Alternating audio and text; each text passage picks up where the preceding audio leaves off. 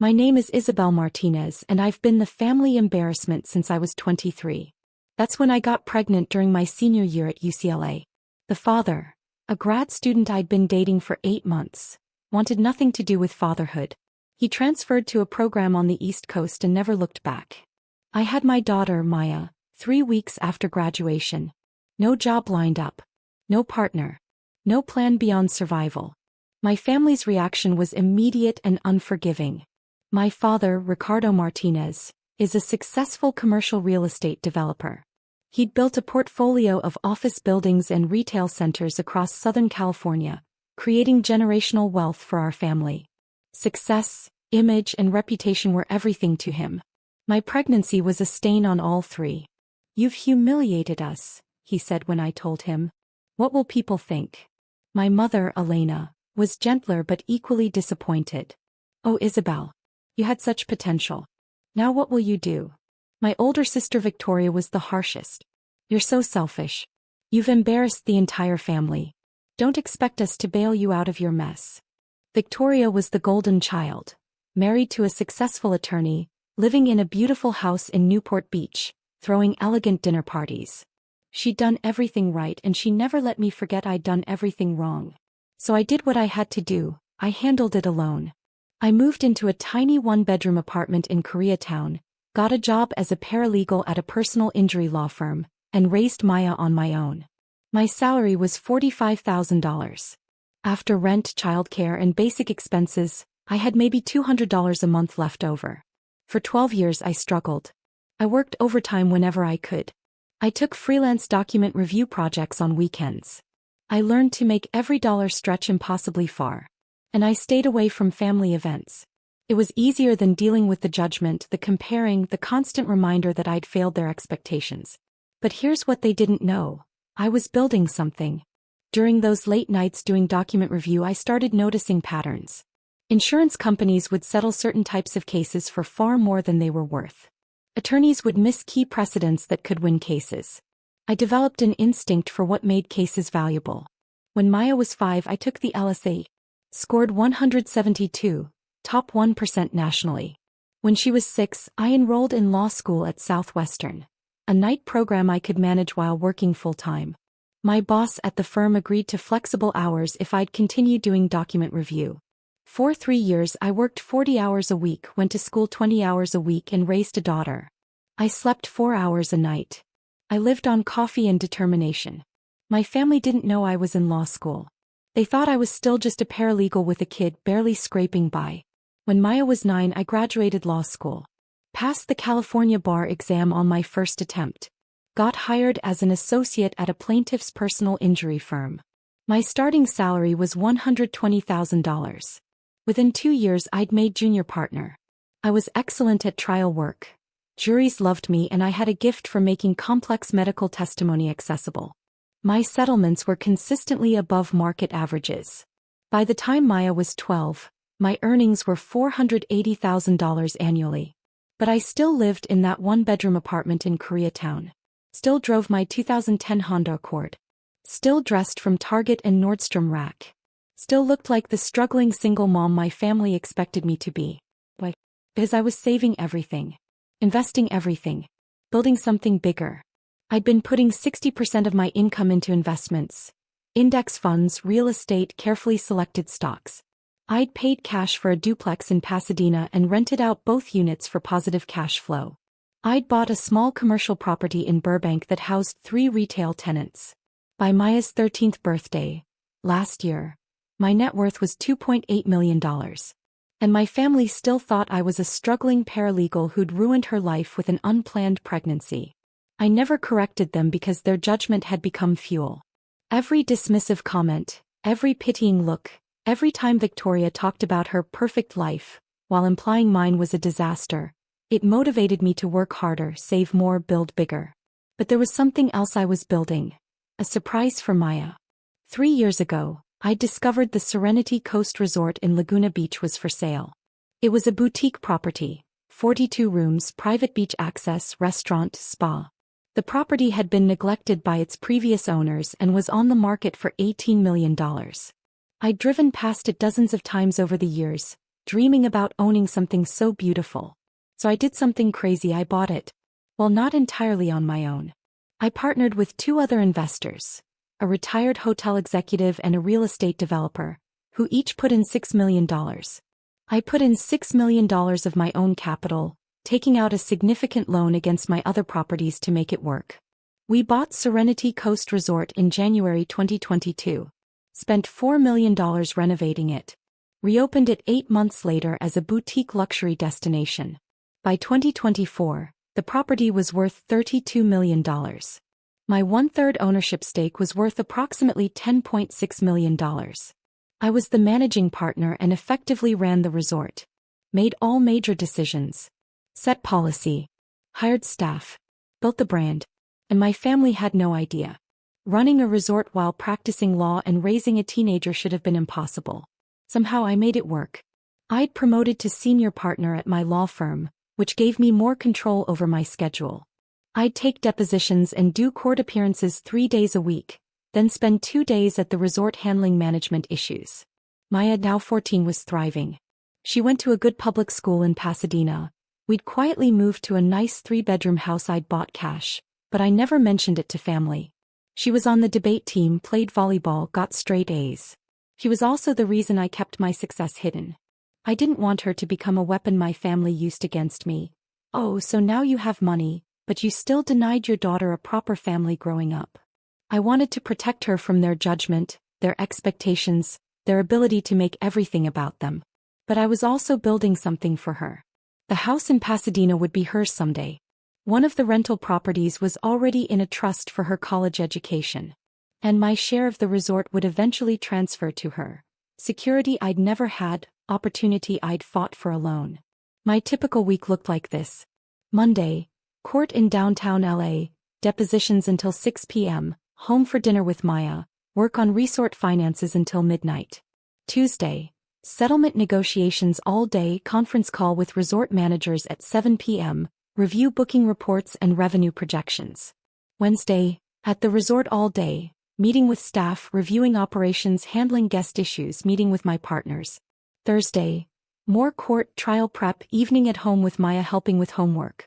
Friday, at the resort, often staying overnight in the owner's suite with Maya, treating it like a mini vacation while still overseeing operations. Weekends, split between family time with Maya and resort management. I was exhausted constantly. But I was also successful beyond anything I'd imagined at 23 when I held newborn Maya and wondered how I'd survive. To my family, my typical week was whatever Isabel does with her paralegal job and her kid. They'd stopped asking about my life years ago. When I showed up to the occasional family event, maybe 3 times a year, they'd make polite small talk, then return to discussing Victoria's latest vacation or my father's newest property acquisition. I'd become invisible, which was exactly what I wanted. Until my father's 60th birthday invitation arrived. The invitation came in early November. It was formal, expensive, thick cardstock with gold embossing. The kind of invitation Victoria would design. You are cordially invited to celebrate Ricardo Martinez's 60th birthday, December 15, 2024, 7 p.m. Serenity Coast Resort, Laguna Beach. Black tie, adults only, no plus ones for single parents, RSVP by November 30th. I stared at that line, no plus ones for single parents. That meant me. That specifically excluded Maya. I called Victoria, who'd organized the party. Hey Vic, got Dad's invitation. I wanted to clarify something. Isabel. Yes, we're so excited. Dad specifically wanted it at Serenity Coast. It's supposed to be beautiful now after the renovation. Yeah, about that. The invitation says no plus ones for single parents. Does that mean? It means we want a sophisticated adult evening. No kids. I know that's hard for you since you're always dealing with childcare drama, but this is Dad's night. We can't have children running around. Maya is 14. She doesn't run around. She'd sit quietly. Isabel, it's a black tie event. Adults only. Surely you can find a babysitter for one evening? Or is that too difficult for your situation? I felt something cold settle in my chest. Why situation? You know what I mean. Single mom, limited resources. If you can't afford a babysitter, I'm sure Mom would pay for one. We just don't need your childcare drama at Dad's party. I see. Great. So you'll RSVP, yes? Just you, no plus one. I'll think about it. Isabel, it's Dad's 60th birthday. You have to come. Even if it means dealing with your complications. I hung up. That evening, I sat with Maya at our kitchen table in Pasadena. They don't want you at Grandpa's party, I told her. The invitation specifically excludes you. Maya shrugged. She'd learned young not to expect much from my family. It's fine, Mom. I can stay with Ashley that night. It's not fine. You're his granddaughter.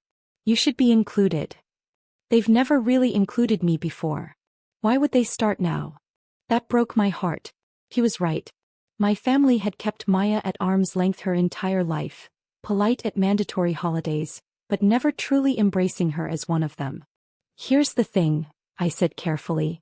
The party is at Serenity Coast Resort. That's that pretty place in Laguna you've taken me to, right? Yes. That pretty place I own 1/3 of. Her eyes went wide. Wait, you own part of the resort where Grandpa's party is? I'm the managing partner. I own it with 2 other investors. We bought it 3 years ago. Does Aunt Victoria know? Nobody knows. Well, my business partners know. But family? No. Are you going to tell them? I thought about it. Thought about 12 years of judgment. Thought about Victoria's condescending tone. Thought about the invitation specifically excluding my daughter from a party at a resort I owned. Not yet. But I'm going to do something better. Over the next 3 weeks I prepared. First I RSVP'd yes to the party. Just me, no plus one, exactly as Victoria requested. Second, I coordinated with my resort managers. December 15th, the Martinez party. I need you to handle something for me. I explained what I wanted. My general manager, James Chin, smiled slowly. That's deliciously petty, Ms. Martinez. I love it. It's not petty. It's educational. Third, I made arrangements for Maya. How would you like to spend the evening of December 15th in the presidential suite at Serenity Coast Resort? Room service, movies, the works. Her eyes lit up. Seriously. Seriously. You can't come to the party, you're not invited. But you can stay at the resort. It's technically your property too, since it'll be yours someday. Mom, this is the best revenge. It's not revenge, sweetie. It's clarity. Fourth, I bought a dress. Not from Nordstrom Rack this time, from a boutique in Beverly Hills. A stunning black evening gown that cost $3,200. Designer heels. Professional hair and makeup. If I was going to stop being invisible, I was going to do it properly. Finally, I met with my business partners to discuss strategy. You're sure about this? Asked Margaret Chin, the retired hotel executive. Going public with your ownership at a family event could get messy. It's already messy. They're throwing a party at my resort while excluding my daughter and treating me like I'm too poor to afford a babysitter. Then let's make sure the reveal is spectacular, said David Park, the real estate developer. James has the logistics covered? Every detail. On the evening of December 15th, I dropped Maya at the resort's presidential suite at 5 p.m. She had room service menus, streaming services, and instructions to call me if she needed anything. Have fun at Grandpa's party, she said, grinning. I'll be here enjoying the suite you own. Technically, we own it together. Even better. I went to prepare myself. Hair and makeup at the resort spa. Changed into my $3,200 dress. Looked in the mirror and barely recognized myself. I looked expensive, successful, powerful. I looked like someone who owned a luxury resort, not someone who'd been dismissed as a struggling single parent. At 7 p.m., I walked into the resort's main ballroom where my father's party was being held. The ballroom was stunning. Victoria had clearly spared no expense. Flowers everywhere, elegant table settings, a live band, waiters circulating with champagne and hors d'oeuvres. About 60 guests were there. Family, my father's business associates, friends from their country club. Everyone was dressed immaculately. I entered quietly, took a glass of champagne from a passing waiter and scanned the room. Victoria saw me first. Her eyes widened slightly, surprised at my appearance, though she hid it quickly. Isabel. You came. And you look nice. Thank you. Where did you get that dress? A boutique in Beverly Hills. Must have cost a fortune. Did you? Can you afford that? I managed. Mom approached, kissing my cheek. Isabel, darling. You look lovely. I'm so glad you could make it. Was it difficult finding childcare? It worked out. Dad was holding court near the bar, surrounded by business associates. When he saw me, he waved me over. Isabel. My youngest daughter.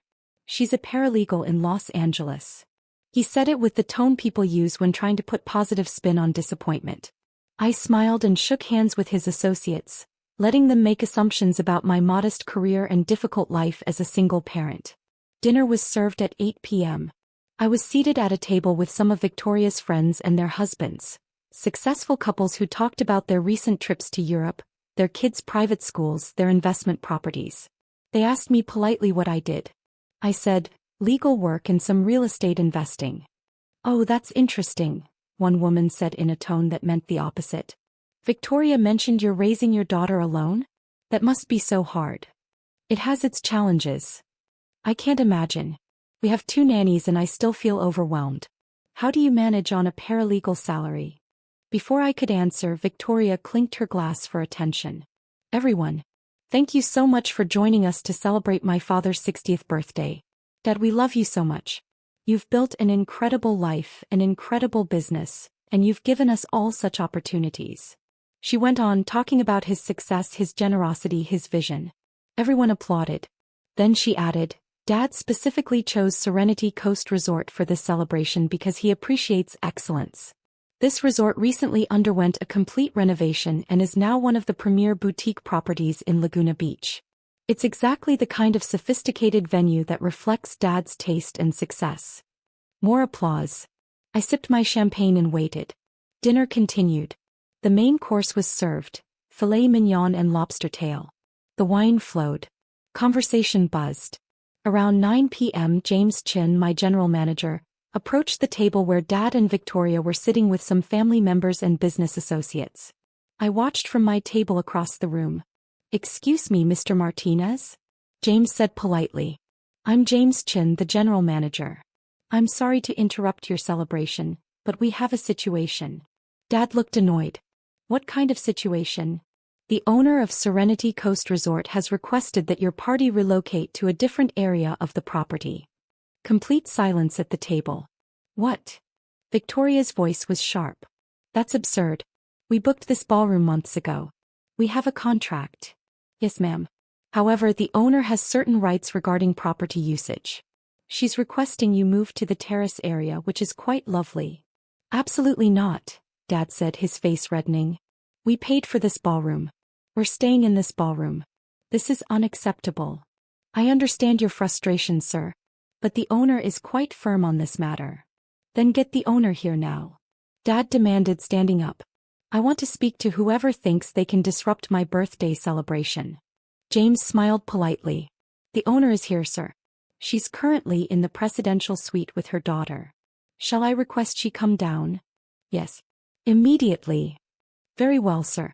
I'll let Ms. Martinez know you'd like to speak with her. I watched Dad's face go through several expressions. Confusion, then recognition, then disbelief. Ms. Martinez? He repeated. Sir. Isabel Martinez. She's the managing partner and majority decision-maker for Serenity Coast Resort. She's been here all evening, actually. Would you like me to bring her to you, or would you prefer to go to her? Victoria had gone pale. Isabel owns this resort? 1/3 ownership, ma'am. Along with 2 other partners. But as managing partner, she handles all operational decisions, including venue usage. My mother stood up. There must be some mistake. No mistake, ma'am.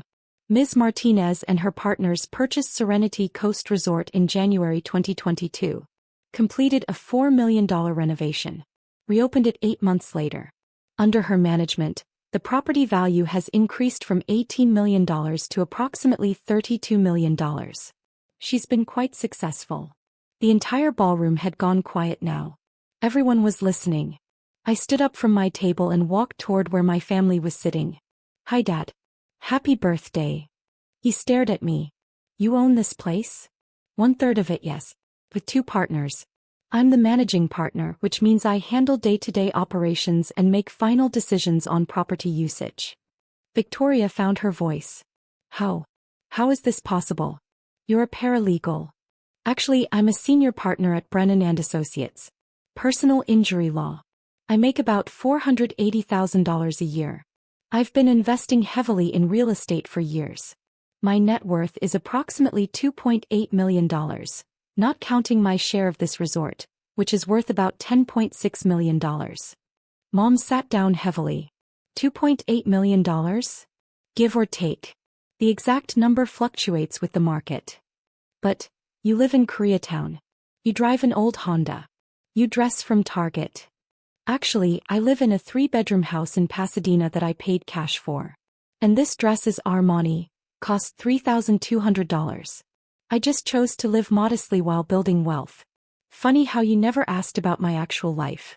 You just assumed I was struggling because that fit the narrative you wanted. Dad finally spoke. Why didn't you tell us? Because you didn't want to know. You wanted me to be the daughter who messed up, who got pregnant too young, who ruined her potential. That made you feel better about yourselves. Especially Victoria. That's not true, Victoria started. Your invitation said, no +1s for single parents, and you told me you didn't need my childcare drama. At a party at my resort. Where my daughter, your niece, was specifically excluded. We didn't know you owned it. You shouldn't have needed to know I owned it to treat me with respect. To include Maya. To stop judging me for choices I made 13 years ago. The room was absolutely silent except for the band, which had stopped playing. So here's what's going to happen, I continued. You can finish your dinner. You can have cake. You can celebrate Dad's birthday. But it's going to be on my terms at my property with my rules. Isabel, please, Mom said quietly. We didn't mean to hurt you. Yes, you did. For 12 years, you've treated me like a cautionary tale. Like someone who needed to be pitied and dismissed. And I let you because I was busy building something real. But I'm done being invisible. I turned to James.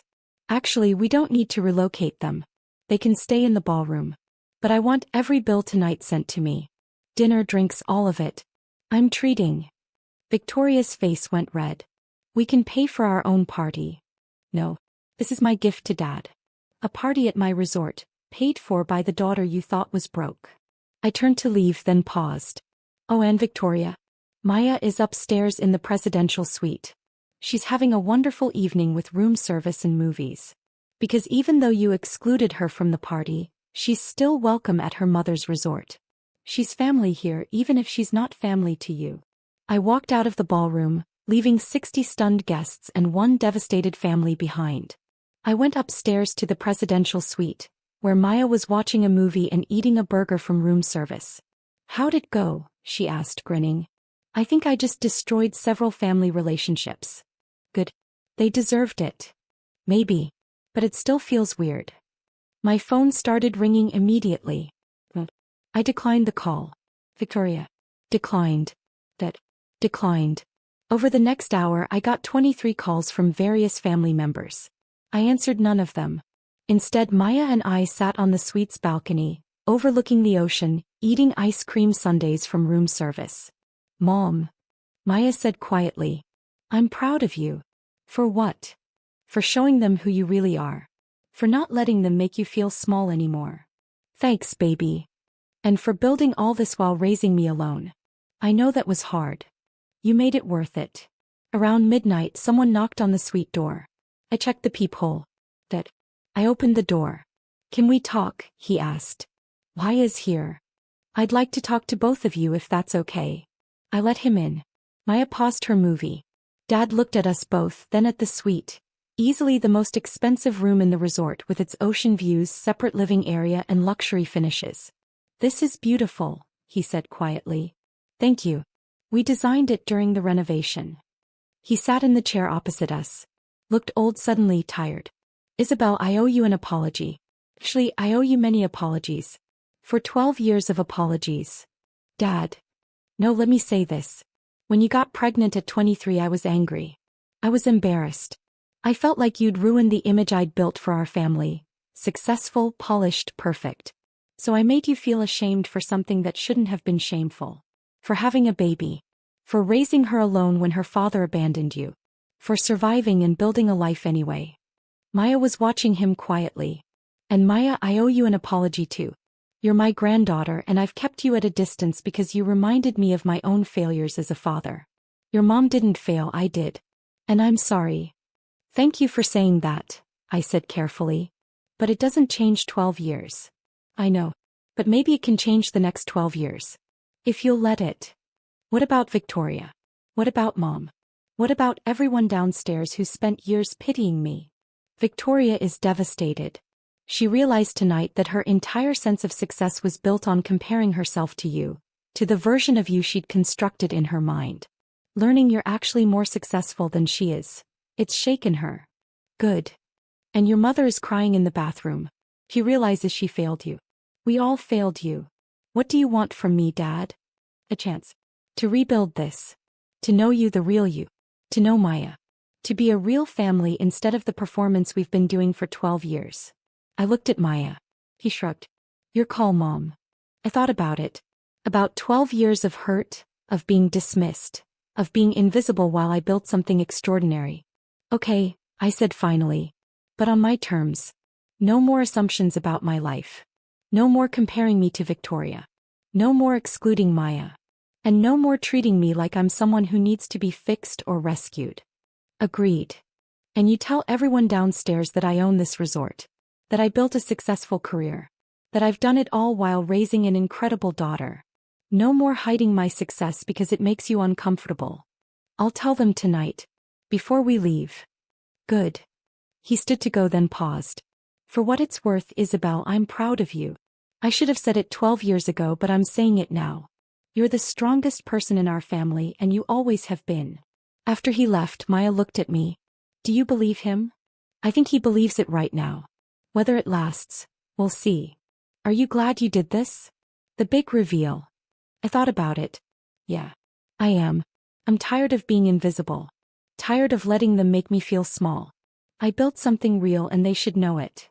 You built something amazing, Mom. And you did it while raising me. That's pretty badass. Language. But true. The rest of the party continued without me. According to text from my cousin Luis, who found the whole thing hilarious, Dad did make an announcement. He told the guests that Serenity Coast Resort was owned in part by me, that I'd built a successful law career and real estate portfolio, and that he was proud of my accomplishments. Victoria apparently left early. Mom stayed but looked shell-shocked. Over the next month, my family slowly came to terms with reality. Mom called weekly wanting to really get to know me. We started having lunch monthly, just the two of us. She asked about my work, my investments, my life. She listened to my answers. Victoria took longer. 3 weeks after the party, she sent a long email. Isabel, I've spent weeks processing what happened at Dad's party. At first I was humiliated. Everyone knows now that you're more successful than me. Then I was angry, at you for hiding it, at myself for not seeing it. But mostly I've realized I was jealous. When you got pregnant I felt superior. Like I'd done everything right and you'd messed up. And I've been holding on to that feeling for 12 years because it made me feel better about my own insecurities. The truth is you're brilliant. You took a situation that could have destroyed you and used it as fuel to build something incredible. You raised an amazing daughter while building a career and a real estate portfolio. You're stronger and smarter than I'll ever be. I'm sorry. For 12 years of dismissiveness. For the invitation. For treating you like you were less than me. You were never less, you were always more. I was just too insecure to see it. Can we start over? Victoria. I responded, we can try. Maya's relationship with her grandparents transformed. They started coming to her volleyball games. Dad took her to dinner monthly and actually asked about her life. Mom helped her with college application planning. They were learning to be grandparents 12 years late but finally showing up. The most meaningful change was in how I saw myself. For 12 years I'd built my success in secret, afraid that visibility would invite judgment. I'd let my family's perception of me as a struggling single mom define how I presented myself to the world. But I wasn't struggling. I wasn't a failure. I wasn't someone who needed to be pitied or rescued. I was Isabel Martinez, attorney, investor, resort owner. Single mother who'd built something extraordinary while raising an incredible daughter. And I wasn't hiding anymore. 6 months after Dad's birthday party, Maya and I hosted our own celebration at Serenity Coast Resort. It was her 15th birthday. We invited family, Dad, Mom, Victoria and her husband, cousins, uncles, aunts. We also invited Maya's friends, her volleyball team, teachers she loved. The party was in the same ballroom where Dad's party had been. But this one had a different energy, joyful, inclusive, real. During the party, Maya made a toast. Thank you all for coming. I want to say something about my mom. She looked at me, her eyes suspiciously shiny. 15 years ago she had me when she was 23. Everyone told her it would ruin her life. And for a long time, people treated her like it had. But my mom is the strongest person I know. She went to law school while working full-time and raising me.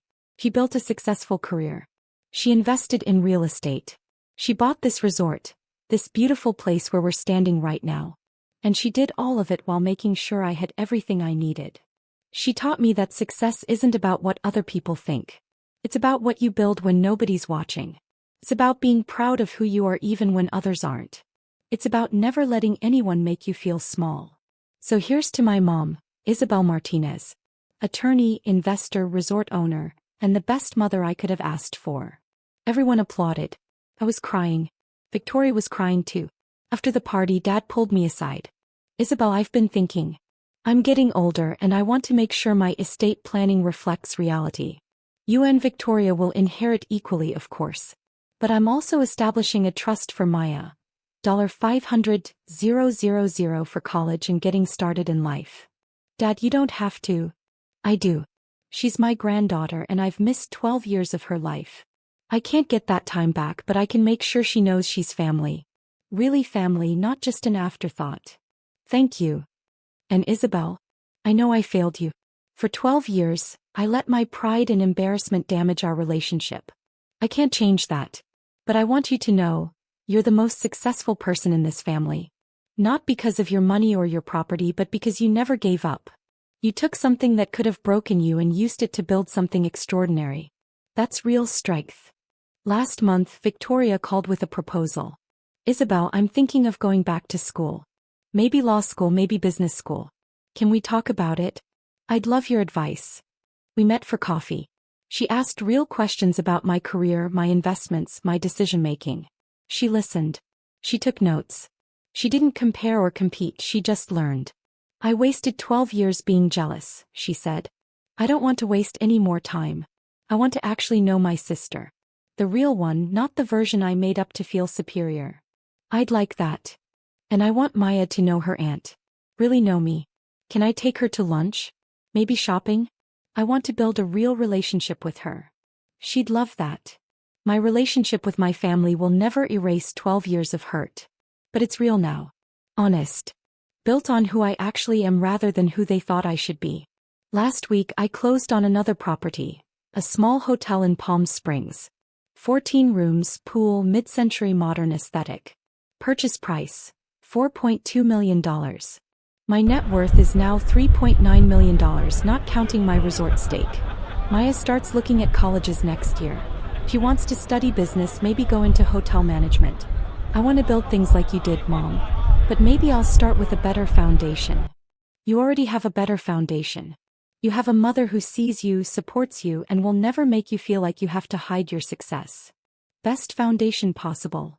Dad's birthday invitation said, adults only, don't bring your drama. He was right about one thing. I did bring drama. But it was truth-telling drama, not childcare drama. And the truth was this. I'd built an empire while raising my daughter alone, and I wasn't apologizing for it anymore.